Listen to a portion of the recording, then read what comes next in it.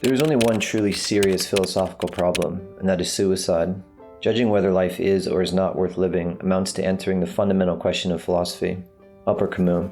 It might seem flippant to remark that the essential question in philosophy is, should I kill myself? But the question of suicide rests on what Camus considered the essential human problem, the sense in which our lives are entirely absurd. This essay will outline the origin and consequences of Camus' notion of the absurd from his 1942 The Myth of Sisyphus. Section 1. The Absurd and its Origin. There are many things we might naturally call absurd. A rude joke, an outrageous statement, or the price of a pair of designer jeans. This, though, is not what Camus means by absurd. For Camus, the absurd originates from a combination of two things: the way we want the world to be, and the way the world actually is. About how we want the world to be, it just seems to be a part of human nature that we have a sense of justice and fairness, and so we want the world to be just and fair. We want evil punished and virtue rewarded. We also want to understand why bad things happen to good people, why good things happen to bad people, why we're here, where we're going, and what it all means. Concerning how things actually are, however, evil goes unpunished, good deeds are often not rewarded, good things happen to bad people, bad things happen to good people. We don't understand any of it. We just do not, and according to Camus, we cannot understand what we want to understand. Camus' doctrine of the absurd then has both metaphysical and epistemological aspects. As a metaphysical thesis, the absurd is a confrontation between the human mind and an indifferent universe. What exists is a mind that desires and the world that disappoints. As an epistemological thesis, the absurd highlights our desire to understand and the fundamental limits of our knowledge. Section 2. The Inescapability of the Absurd. Having diagnosed the essential human problem, Camus shifts his interest to prognosis, determining whether and how to live in the face of the absurd. The Myth of Sisyphus is primarily a critique of existentialism, specifically the attempts by thinkers such as Kierkegaard, Jaspers, and Heidegger to overcome the absurd by appealing to God or the transcendent. These thinkers, Camus claims, contradict themselves by presupposing that life is absurd in some way, but proposing a solution to the absurd, so that life isn't really absurd after all. For example, Kierkegaard sees life as profoundly absurd due to its central lack of meaning. He thereby proposes that we take a leap of faith, essentially arguing that belief in God will ultimately provide one's life with meaning.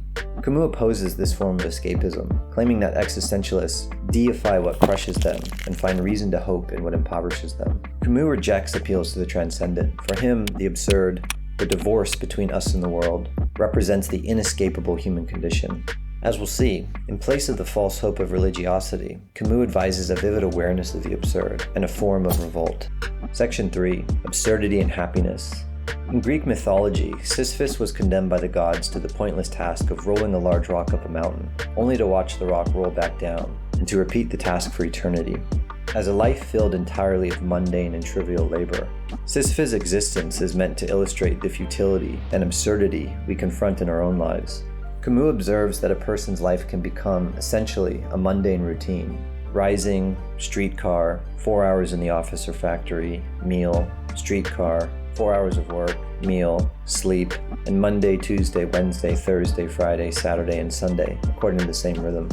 Yet, for Camus, Sisyphus is not to be pitied. Sisyphus represents the absurd hero because he chooses to live in the face of absurdity. This choosing to live is a matter of consciousness, for through his attitude and outlook, Sisyphus can free himself from his punishment and triumph over his situation without being able to change it. Sisyphus is aware of the full extent of his punishment. He is fully conscious of the fate imposed on him by the gods and the utter futility of his existence. His passion, freedom, and revolt, however, make him stronger than the punishment intended to crush him. Though it may seem odd, Camus indicates that Sisyphus is happy. By making his rock his thing, Sisyphus finds joy in being. Perhaps the climb up becomes more comfortable over time. Maybe the muscles that once strained under the weight of the rock now effortlessly control it. Conceivably, the rock moves so gracefully upwards that the act of moving it becomes a work of art. Through his freedom, Sisyphus revolts against the gods and refuses the futility of their punishment by consciously living with passion. The rock, the mountain, the sky, and the dirt belong to him and are his world. Sisyphus has no hope to change his situation, but nevertheless, he uses all that's given to and available for him. Conclusion. Camus' answer to the question of suicide is no. Camus insists that we must persist in the face of absurdity and not give ourselves over to false hope. He ultimately suggests that life will be lived all the better if it has no meaning.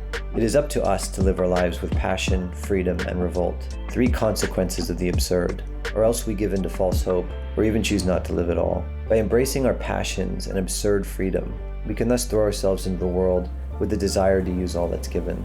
Though we can never reconcile the metaphysical and epistemological tensions that give rise to the absurd, we can remember that the point, after all, is to live.